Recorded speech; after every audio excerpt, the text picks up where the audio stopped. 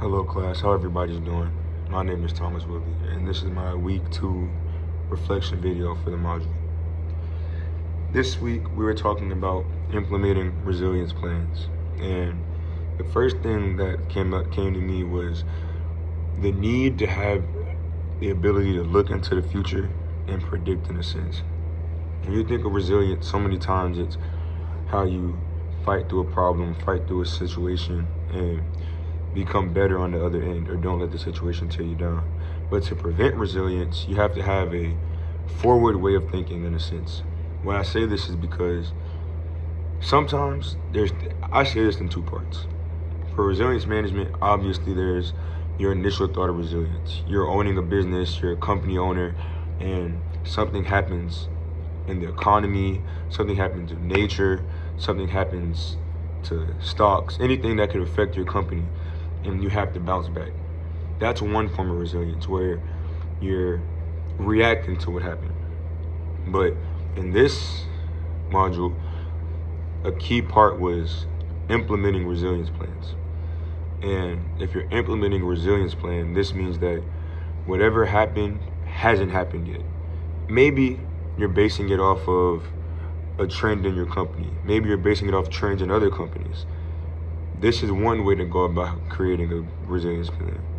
When this happens, you have to identify the problem, talk to the people involved with whatever this problem is in your company, brainstorm ways to fix it, good ways and bad ways, brainstorm pros and cons.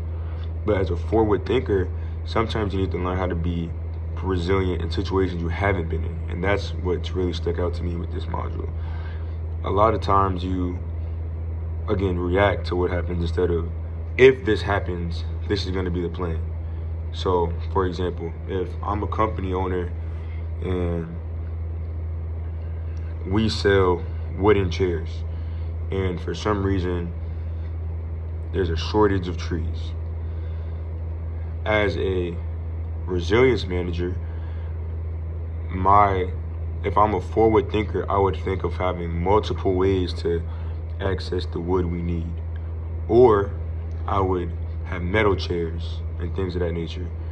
So instead of me having to react after the disaster has happened, where I can't get the products I need for my company, I already have plans in place. I already have protocols in place. And another thing this week made me think about was, a lot of times you have to be able to see the bigger picture. As a company owner, you might not want to be try to predict bad things that will happen in your business. You don't want to put bad energy in the air and things of that nature. But as a responsible company owner, you have to do that. You have to be able to predict the negatives, predict what's going to go wrong, and have a forward thinking about yourself to know these are possibilities of things that can go wrong, and this is how I'm going to handle each situation if it occurs. That's extremely important as a business owner, because now you'll be prepared for any situation that's thrown at you or the business. So when it comes to that, my biggest takeaway was definitely learning how to be a forward thinker, not allowing and understanding that having negative ideas about what could potentially happen to your business is necessary, because these are the negative ideas that are going to prepare you for how you're going to react to these situations. Another video that stuck out to me a lot during this module was the mindset video. This stuck out to me because mindset is extremely important. If you're a cocky business owner and you think my business is perfect, nothing's going to happen, you're not going to believe or buy into the idea of resilience management, resilience preparation. And a mindset like that can only lead you to fall into the ground when something does happen. Another thing that stood out to me in that video was a comment saying something along the lines of, it can happen for other people. That's your first thought, not that it can happen to me. And again, in a resilience field, I just feel like it's important that you always think it can happen to you. As a manager, as a leader, as a boss, as a person, as a human. Negative things and bad things can happen to anybody, and it's different when we see it happen to somebody and it's a situation we've never been in.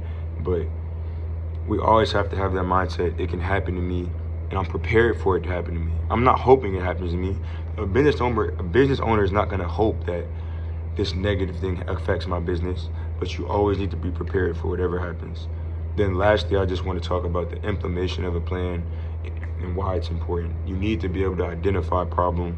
You need to be able to talk to people to solve a problem, multiple solutions, pros and cons. All these are important things that go into having a solid resilience plan.